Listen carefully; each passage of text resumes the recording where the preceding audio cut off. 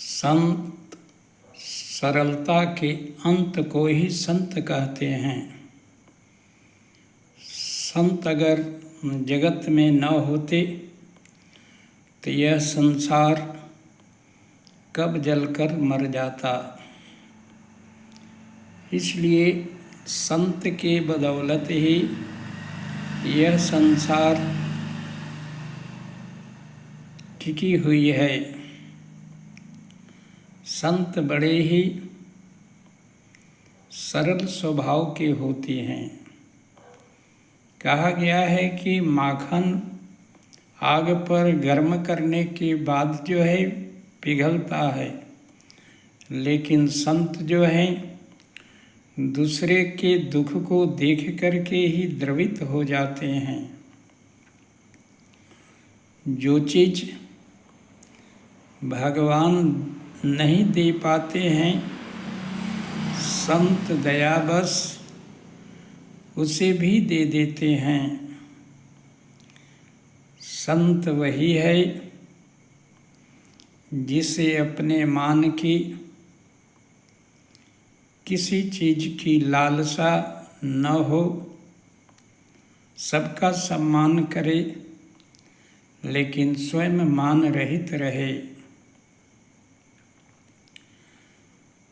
संत अपनी पहचान को छुपाए हुए रहते हैं। उनका साधना आत्मसंयम,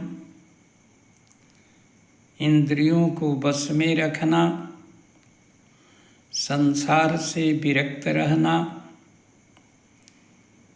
और गुप्त रूप से भजन करना,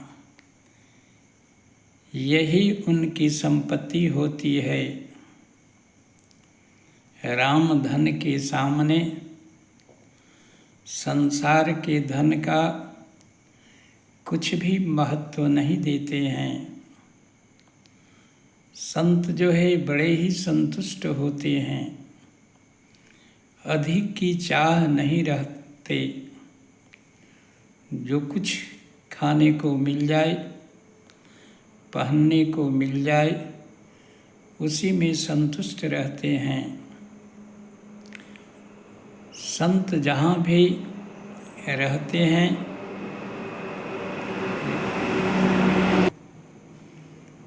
अपने चरित्र से उस जगह को,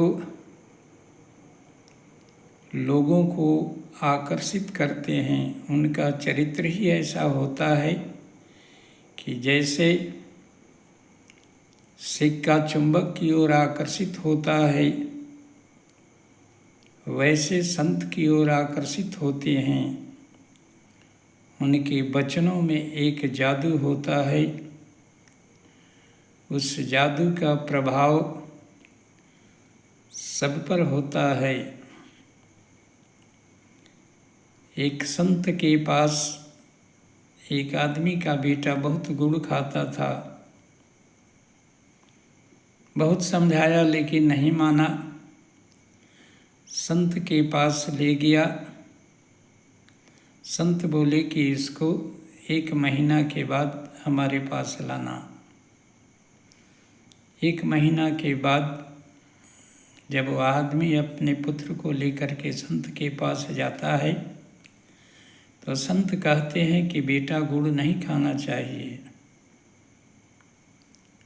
उसका पिता बिगड़ गया। कहा आप यही कहने के लिए 1 महीना का समय लिए थे,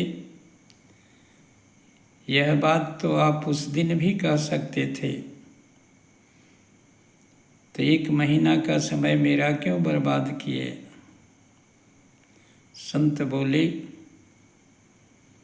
केवल कहने से नहीं होता है, स्वयं पहले आचरण में उतारना पड़ता है। जिस दिन तुम लाया था उस दिन इससे ज़्यादा गुड़ हम ही खाते थे, तो इसको बोलते तो उन बातों की प्रभाव इस पर कुछ नहीं होता। अब 1 महीना में हम अपना गुड़ खाने की आदत को छोड़ दिए हैं, इसलिए अब जो इस पर बात कहेंगे उसका असर होगा और यह सुधर जाएगा। और संत ने कहा बच्चा गुड़ नहीं खाना चाहिए, और उस बात की प्रभाव इतनी पड़ी, यह सचमुच गुड़ खाना छोड़ दिया। इसलिए केवल शब्दों से नहीं, संत आचरण से जाने जाते हैं।